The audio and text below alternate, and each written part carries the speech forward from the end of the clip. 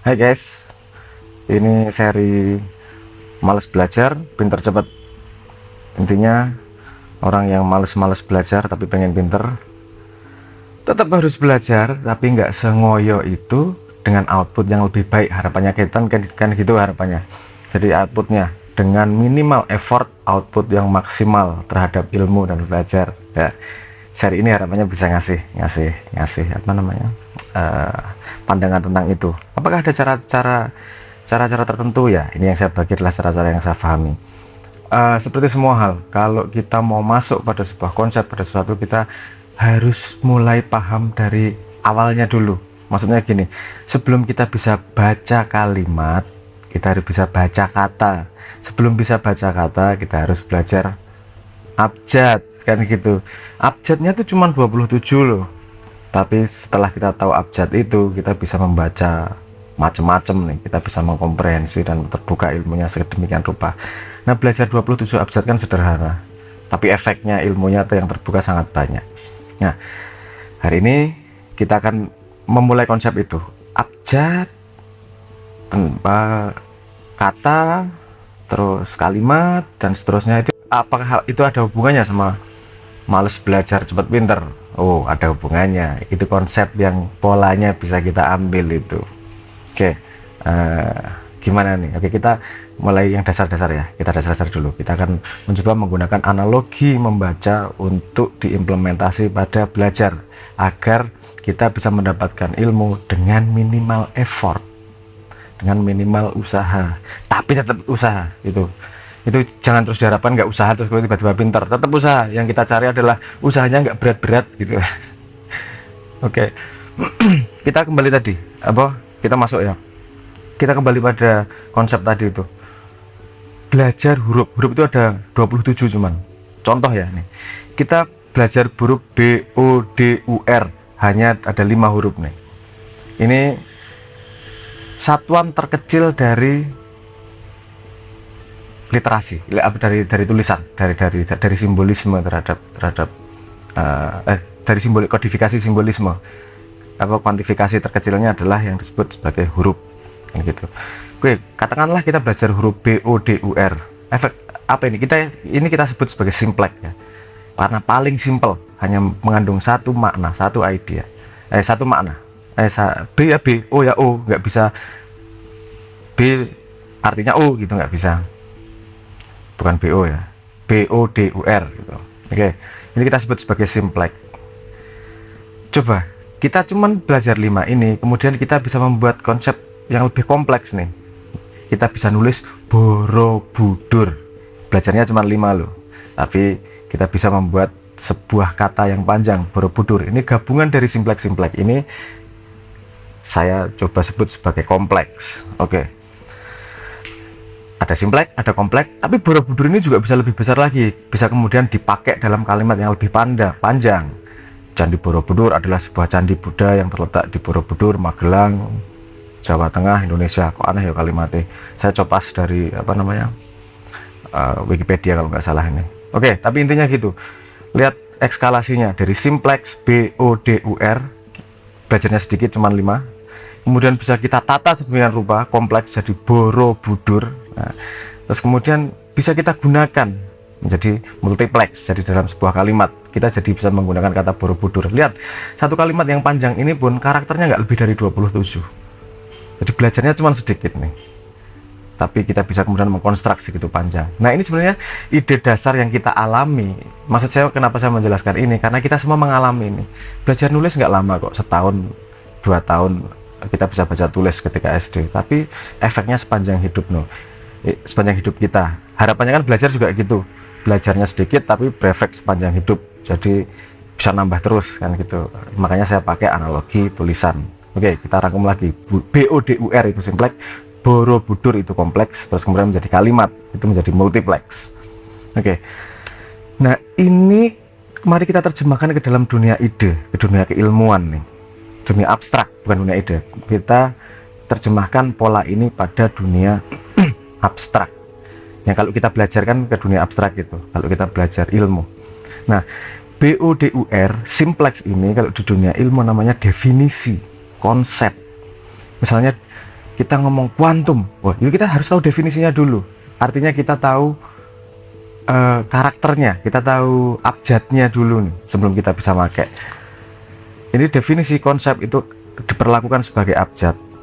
Inilah yang biasanya definisi atau konsep ini lebih banyak seragam nih, karena emang dia dari fondasi kita komunikasi. Biasanya kalau definisi nyarinya ke kamus atau biasanya ke kamus sih kalau definisi. Walaupun kamus Indonesia ada beberapa yang saya agak komplain pengertiannya, menurut saya ada different, tapi gini, kita punya satu referensi yang seragam sama terhadap definisi sama konsep. Kalau dari level definisi aja sudah berbeda, kita nggak akan bisa ngobrol nih, kita nggak akan bisa ngambil ilmu nih. Contohnya sus, sepatu bahasa Indonesia sus, definisinya sama tapi kata-katanya beda nih. Ini orang yang nggak tahu bahasa Inggris nggak akan bisa nyangkut nih, yang orang bahasa Inggris nggak tahu bahasa Indonesia juga nggak akan bisa komunikasi. Makanya penting definisi yang sama untuk dua orang atau lebih untuk berkomunikasi. Untuk kita bisa baca tulisan orang, kita harus tahu definisinya, harus definisinya sama antara yang menulis dan yang membaca. Makanya penting untuk mengumpulkan definisi ini, karena ini abjadnya, karakternya. Jadi orang ngobrol tanpa tahu definisi itu kadang-kadang yang bikin selip tuh, karena nggak tahu abjad udah ngomong-ngomong kalimat nih, nggak tahu abjad udah mau ngomong kata nih kan gitu. Ini biasanya sepemandangan saya, ini seharusnya titik berat yang dilakukan di institusi pendidikan rendah dan menengah, SD, SMP, itu banyak belajar definisi, banyak belajar konsep-konsep dasar yang belum kompleks, harusnya simpleks itu. Ketika kita masuk kompleks, kita masuk, kalau dalam dunia ilmu itu masuk pada teori, analisis, ide. Nah, itu udah gabungan dari definisi-definisi, gabungan dari konsep-konsep itu. Nah, kalau kita sudah banyak abjad definisi, kita baca hampir semua teori itu akan jauh lebih mudah, memahami semua analisis jauh lebih mudah. Kenapa? Karena abjad kita lengkap. Bayangkan kamu membaca tulisan tapi nggak kenal huruf A sama E, kan setengah mati itu bacanya. Nah, melengkapi definisi atau konsep itu akan jauh lebih mempermudah kita menyerap informasi, menyerap teori, menyerap analisis, menyerap ide. Nah, karena pada dunia teori, analisis, dan ide ini amat sangat beragam. Seperti beragamnya kata-kata yang disusun oleh hanya 27 abjad itu. Kan jumlahnya jutaan kata-kata itu. Yang walaupun hanya terdiri dari abjad yang tidak banyak. Begitu juga dengan teori, analisis, dan ide, itu macam-macam teori segitu rupa, tapi abjadnya sama nih ini.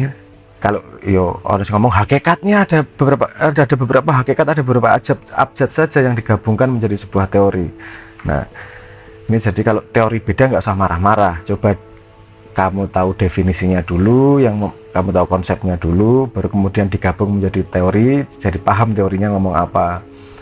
Nah, ini mempermudah kita belajar karena kita sudah dari awal membangun definisi konsep, membangun simpleks yang sangat kuat, sehingga kompleksnya akan sangat mudah tercerap. Wis, jajalan, coba kalau nggak percaya. Ini seharusnya konsentrasinya pada edukasi lebih tinggi, seperti universitas atau jurnal. Harusnya obrolan publik juga seperti ini. Kritik seharusnya nggak gini, seharusnya gitu. Itu sesuatu yang kompleks loh. Dipastikan simpleknya benar. Misalnya ada tuntutan kepada negara, harga harus turun. Harga harus turun itu masuk dalam sebuah teori ekonomi. Teori ekonomi itu kompleks tuh. Kemudian kita cari simpleksnya. Gimana sih cara kerja harga? Price itu gimana? Harga itu gimana? Efeknya sama ekonomi gimana? Efek supply itu apa? Demand itu apa? Hubungannya dalam teori ekonomi bagaimana? Sehingga ketika membuat usulan harga harus turun, kita harus tahu realitas. Kita akan tahu realitasnya juga, dan kita tahu teori ekonominya juga. Bukan berarti bukan berarti meremehkan orang yang nggak tahu teori ya. Akan lebih efektif orang yang tahu teori, karena kemudian kita ngomong pada lapangan yang sama, pada halaman yang sama, kita saling bisa mengerti. Kemudian kita tidak debat pada definisi, kita debatnya pada memecahkan masalah. Nah, itu pentingnya kita mengumpulkan simpleks sehingga kita bisa lebih memahami kompleks dan kita bisa masuk pada pembicaraan kompleks. Nah, tapi ada multiplex juga. Sebelum ke multiplex, kompleks ini sifatnya lebih beragam. Beda dengan simpleks. Simpleks itu lebih seragam. Kalau teori, analisis, ide sifatnya lebih beragam. Kalau multiplex itu adalah problem solving. Bagaimana teori, analisis, dan ide itu semua kemudian digunakan untuk benar-benar memecahkan masalah. Masalahnya nggak harus besar, masalah kecil nggak apa-apa. Misalnya sakit kepala minum obat apa, problem solving tuh. Paling mudah ya tinggal manut seperti itu. Tapi kalau yang memang mau menggali sendiri, dia tahu kenapa obat definisinya gimana, teorinya kenapa dia menyembuhkan saya, dan apakah cocok sama badan saya misalnya gitu. Ini problem solving ini tidak seragam, tidak beragam, tapi unik. Karena setiap problem membutuhkan solusi yang unik. Tidak ada sama persis pemecahan masalah itu, pasti ada modifikasinya. Jadi kalau kita belajar dari A, dari B, bagaimana dia memecahkan masalah, kita bisa belajar dari mereka, tapi tidak bisa di-copy, plug ketiplek. Kita harus memodifikasi sesuai dengan keadaan kita, kelebihan kita, kekurangan kita, SWOT kita lah, dalam tanda petik gitu.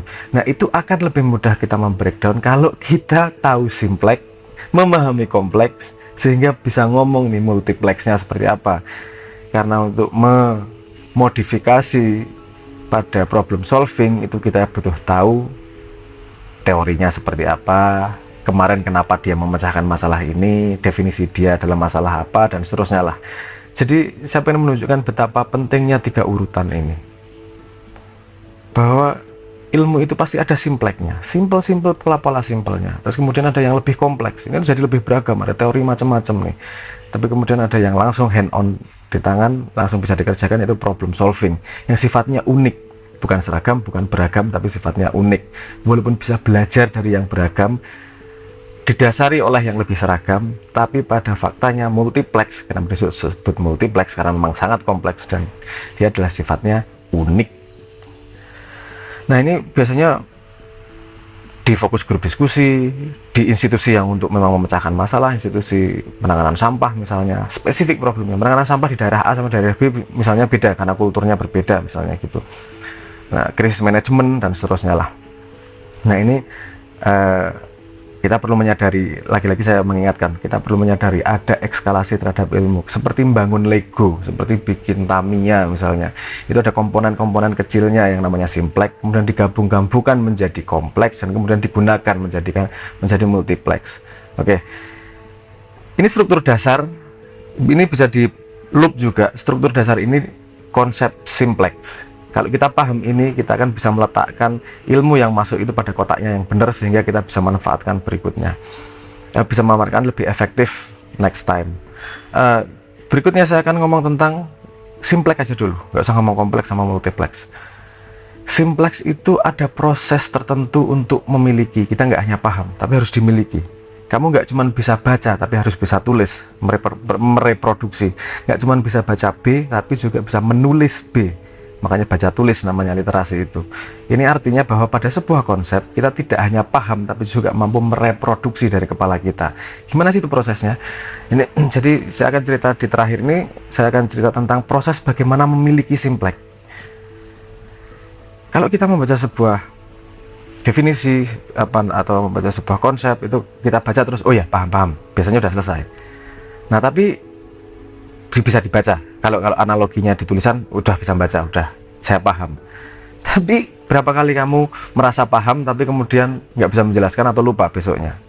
Nah, itu klasik gitu. Karena ini ilusi paham tuh ilusi pengetahuan.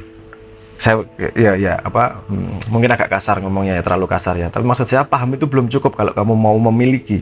Paham tuh seperti sate lewat. Oh iya, paham ada sate. Tapi nggak sini sate, tak makan sini beli. Ya, itu kan beda memiliki sama paham lewatnya. Nah, ini kalau kamu merasa paham sesuatu, tanyakan pada dirimu, bener ngerti, Bo? Ayo, kalau memang benar-benar ngerti, coba direkonstruksi. Artinya kita membuat yang kita merasa pahami itu menjadi representasi di dalam otak kita. Benar-benar ada bentuknya di otak kita, benar-benar ada benda, dengan tanda petik bendanya di otak kita. Makanya perlu direkonstruksi. Kalau tulisan, rekonstruksinya adalah bisa menulis. Dipahami itu bisa membaca, direkonstruksi itu bisa menulis. Kalau dalam ilmu, dipahami itu bisa mengerti, ilmu itu dipahami. Dan nomor 2 yang paling penting juga bisa ditulis, yaitu direkonstruksi. Cara paling sederhana merekonstruksi adalah coba ditulis atau dijelaskan lagi pakai bahasa kita sendiri, bukan pakai definisi orang. Bukan ngapalin. Kamu kalau ngapalin itu cuman bikin urutan kalimat di kepalamu. Tapi kalau kamu menjelaskan pakai kalimatmu sendiri, berarti kamu mendeskripsikan sesuatu yang memang sudah ada di kepalamu. Nah, proses memiliki itu harus membuat sesuatu di dalam kepala itu tadi, merekonstruksi. Salah satu triknya ini adalah coba tulis atau jelaskan pakai bahasamu sendiri. Tapi ini belum memiliki juga loh sebenarnya. Ada yang lebih gigit dari memiliki. Kalau mau sampai pada memiliki benar, itu harus digunakan. Coba digunakan. Kalau kamu tahu tentang definisi kuantum, gunakan dalam kalimat, gunakan dalam obrolan, ngobrol di sosmed, kayak ngobrol di tempat yang orang-orang tertarik pada kalimat itu, kayak atau di warung kopi, kayak yang sehingga kamu bisa menggunakan alat itu, nggak cuma punya pisau tapi memakai pisau tersebut. Itu baru benar-benar dimiliki itu. Kemudian kalau dalam analoginya di abjad, ya nggak cuma bisa dibaca, nggak bisa cuma nulis, tapi membuat tulisan yang bisa dibaca oleh orang lain, kan gitu. Coba digunakan. Nah, ini proses sederhana tapi nggak banyak. Di Indonesia jarang saya ketemu yang ngomong tentang proses dan konsep ini. Ini konsep yang sangat sederhana seperti abjad, tapi kalau Anda paham, Anda cukup merekonstruksi, memiliki satu simplek, itu kan berguna seumur hidup. Baca sesuatu, pahami, direkonstruksi dalam kepalamu, dan dipakai. Itu kalau dari pengalaman saya, make 2 kali itu udah cukup untuk ingat seumur hidup. Make di percakapan, make di action, whatever. Make di 2 kali, 3 kali itu udah cukup. Anda akan ingat itu terus-terusan seumur hidup. Kalau cuma dipahami, 2 minggu hilang. Ya, oh gimana, kayaknya gitu deh gitu kan. Kalau sudah bisa direkonstruksi lumayan nih, yang punya representasi. Tapi kalau udah dilakukan, di ilmunya dilaku lah kalau bahasa Jawa, kalau dipakai itu berarti ilmunya sudah dimiliki itu. Nah, ini yang membuat ada pyramid of learning nih, efektivitas dari belajar nih. Kalau cuma lecture, dengerin guru, itu transfer ilmu cuma 5%. Baca itu transfer ilmunya cuma 10%. Audiovisual 20%, demonstrasi 30%. Karena kita pasif. Kita hanya memahami tapi tidak kesempatan merekonstruksi. Nah, kalau sudah diskusi, practice doing, teach other, ngajari orang lain, berlatih memakai, dan diskusi, ini lihat efektivitasnya. Ini pada kinestetik nih. Efektivitasnya bisa 50, 75% sampai 90%. Kita aktif belajar. Aktif belajar itu apa sih? Membangun simpleks di kepala sehingga kita bisa menggunakannya untuk memahami kompleks atau untuk membuat kompleks. Syukur-syukur bisa membawa ke multiplex, pemecahan masalah. Sampai kompleksnya sudah lumayan, akan terjadi diskusi yang menarik. Nah, betapa pentingnya yang namanya bertukar simpleks ini, apalagi di Indonesia, karena bahasa Indonesia sendiri menurut saya punya dasar banyak kata yang ambigu, tidak presisi. Beda dengan bahasa Jerman atau bahasa Arab yang sangat presisi terhadap makna dari kata itu. Nah, jadi kita penting, orang Indonesia menurut saya sangat penting memasukkan proses koleksi simplek. Karena bahasanya sendiri tidak mendukung untuk pada satu percakapan untuk menyampaikan sebuah ide dengan presisi dan akurat. Ini bukan kesalahan siapa-siapa, memang bahasa kita kosakatanya tidak banyak kan gitu. Tapi nggak apa-apa, oke, keadaan kayak gitu gimana kita menghadapinya? Oke, menghadapinya adalah dengan ini tadi. Milikilah simpleks sebanyak-banyaknya. Karena ini bisa dimulai oleh siapa saja. Nanti kalau simplekmu banyak, otomatis ada kompleks yang muncul pasti. Paling tidak ketika ada tulisan kompleks, kamu akan lebih gampang menangkap, memahami, dan lebih gampang menyimpan karena cuma susunan aja. Oke, saya mengatakan kalimat trivia misalnya gitu. Trivia. Kalaupun Anda belum pernah melihat kata trivia sama sekali dalam hidup, karena Anda tahu abjadnya, sudah kebayang bentuk trivianya seperti apa. Oh gitu pasti. Baru nanti kita yang lihat bener atau enggak nih, cocok atau enggak nih. Nah, itu gunanya mengetahui simpleks. Kalau kamu sudah tahu simpleks-simpleknya, orang mau ngomong teori gimana, kita udah langsung kebayang, oh ini rangkaiannya, oh ini petanya kayak gini nih. Nah, jadi saya garis bawahi betapa pentingnya, jangan meremehkan yang namanya definisi, jangan meremehkan yang namanya simpleks. Saya pernah ketika ngobrol itu, saya beberapa kali menanyakan simpleks, definisimu tentang ini apa, definisimu tentang ini apa. Itu kemudian saya dianggap repot dan tidak bisa diajak ngomong. Padahal maksud saya agar kita tajam simpleknya. Kalau kita jelas simpleknya, kita nggak akan miss ketika ngobrol kompleks, apalagi sampai multiplex. Tips pertama dalam seri Malas Belajar Cepat Pintar itu adalah Ayo bangun simplex banyak-banyaknya, bangun rekonstruksi di dalam kepalamu. Ini kalau di Zettelkasten ada yang namanya literatur notes misalnya, tapi itu nanti kita jelaskan next time. Kalau tools simbolik sudah siap, nanti kita ajari caranya membangun simplex yang efektif dengan aplikasi simbolik dan Xbrain-nya seperti apa. Tapi untuk sekarang teknik ini bisa Anda pakai. Coba koleksi simplex banyak-banyaknya. Semakin banyak karakter, semakin banyak abjad yang kamu punya, semakin banyak yang bisa dibaca dan dipahami. Oke, matur nuwun, semoga berguna.